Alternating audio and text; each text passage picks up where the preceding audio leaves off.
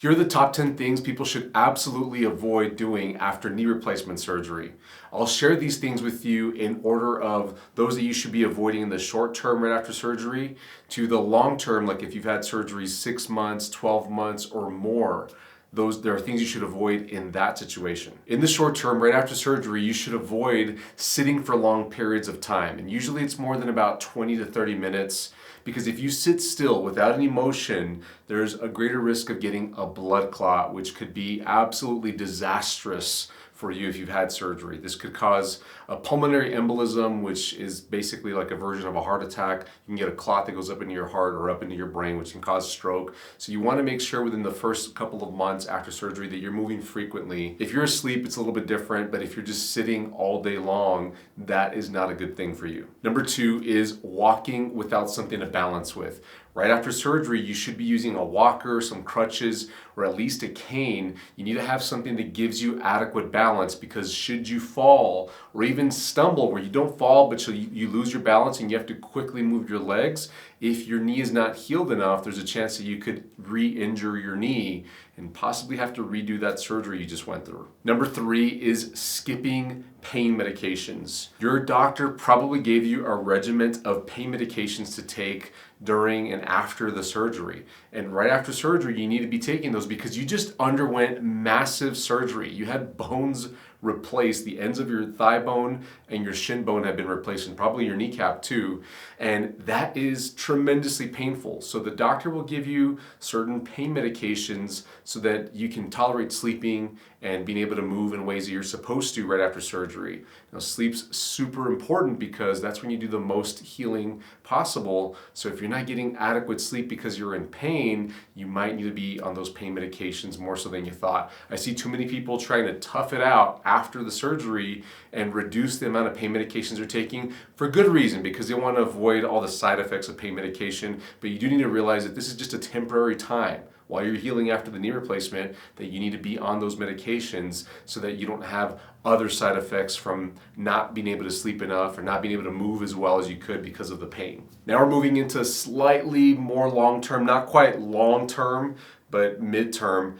Number four is you should not be kneeling. Now, it's not a hard and fast rule, don't kneel, but generally people that have had a knee replacement are not comfortable kneeling. It just doesn't feel good. Some can't bend their knee enough to kneel. And more importantly, being able to get up from the floor if you're kneeling is a challenge for a lot of people early on after surgery. So avoiding kneeling is generally a good idea, but even if you've been out of surgery for 6 months, 12 months, or longer than that, you might still not kneel, and that's okay. I see so many patients that have had a knee replacement in the past that say, I can tolerate kneeling for just, seconds, maybe at most 30, 60 seconds, but that's all they can tolerate. They're not there very much.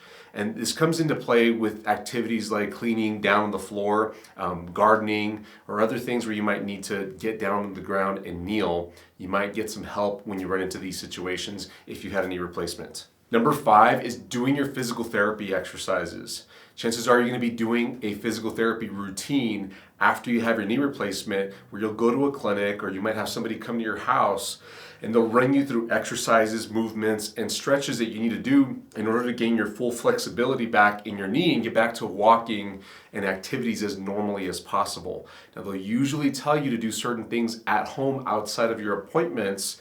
And that's one of the problems that I see is people forget to do it or they don't quite understand. There's a miscommunication of how much to do. Make sure you clarify with your therapist how much exercise outside of your appointments you're supposed to do because that could help you get better faster than you already are.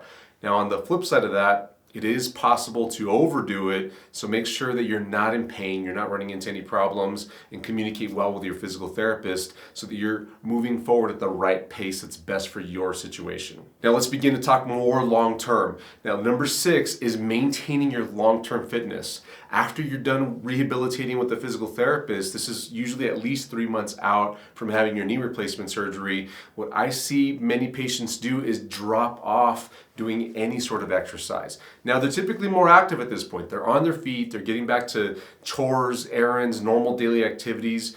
Of course, getting used to the new knee, but they're not exercising like where they make muscles tired, maybe even break a little bit of a sweat like they were in physical therapy. And so what happens very gradually, almost unnoticeably, is strength and endurance decline over time, and then this leads to other problems later on. It may take months to develop these problems, possibly even years.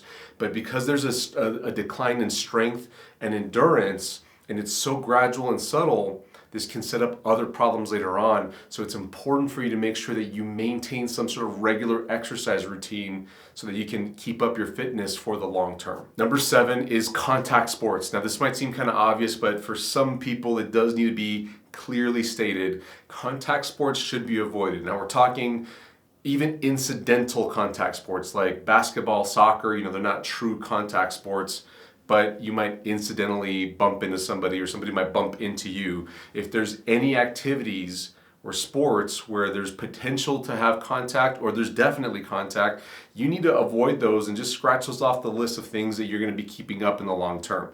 And the reason is this: if somebody does fall into your replaced knee and damage it, you're probably going to need another surgery. There's a high chance that you're going to need to have a revision done to your knee replacement. Number 8 is variable impact sports. Now, let me break down what I just said there.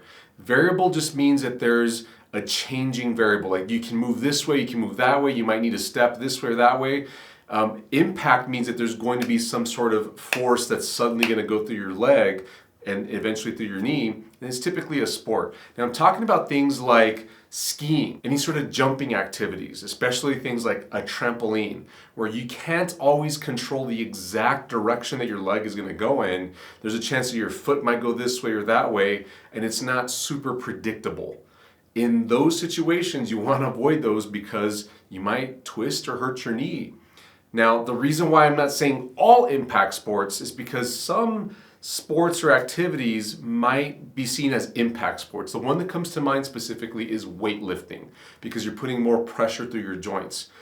I'm actually an advocate that you should be doing weightlifting. Many surgeons will agree that doing some weightlifting gradually can help you strengthen your bones, tendons, ligaments, and joints, and it's very doable in somebody that has had a knee replacement. And I would even go to the extent to argue that it's necessary in order to fix other problems that might have led to you getting the knee replacement so that you can protect your knee replacement for the long term. More on that in just a minute.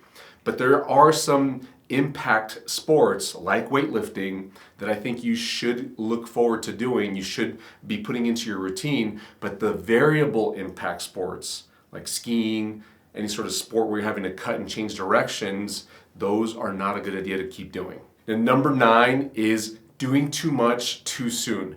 Even if you're doing a good exercise or something that's very controlled, something that's overall healthy for you, something that's worked for you in the past, but you're increasing the resistance to it, the amount of time that you're doing it, or the frequency, the amount of time that you're doing it in a day or in a week, and it's tending to hurt you more, then it could just be that your body's not ready for that. It's a good thing.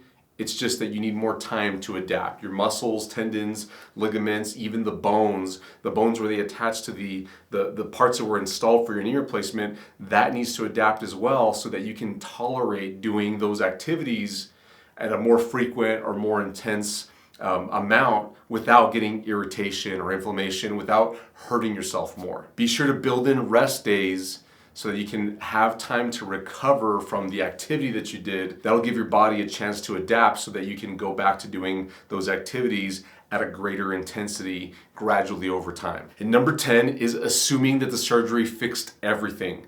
Now the surgery just replaced the ends of the bones where the arthritis was. So all we did was take out the arthritis and replaced it with a joint surface that now moves normally and isn't going to cause you problems. You can't get arthritis again in there. But what is still there likely is something called muscle imbalances, or another way to look at it is muscle compensations, where you're using muscles inappropriately around the leg, and this ends up causing excessive forces around the knee joint.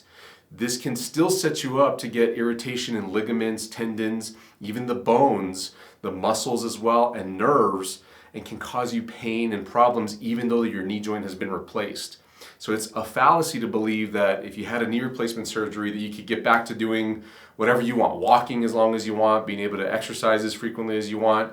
But if you have those muscle compensations or muscle imbalances, then there's a chance that if you're exercising the same way you were before, it's just a matter of something else beginning to hurt, possibly even your knee replacement becoming loose or damaged in some way over time. I talk extensively on this channel about how to address these muscle imbalances that cause problems in those that have had knee replacements. In fact, I've got a playlist of all our videos that have to do with knee replacement help linked down in the description below here. I've also got a program called the Failed Knee Replacement Recovery Program for those that have had a lot of trouble with chronic pain after a knee replacement. You can go check that out, learn more about it down in the description below. Hey, thanks so much for watching. I hope that you liked this video. If you did, give it a thumbs up. Share this with somebody you think needs to see this. And don't forget to subscribe and hit our notification bell so that you don't miss out on any of the videos that we post each and every week. Thanks so much for watching. I'll see you in the next video. Bye-bye.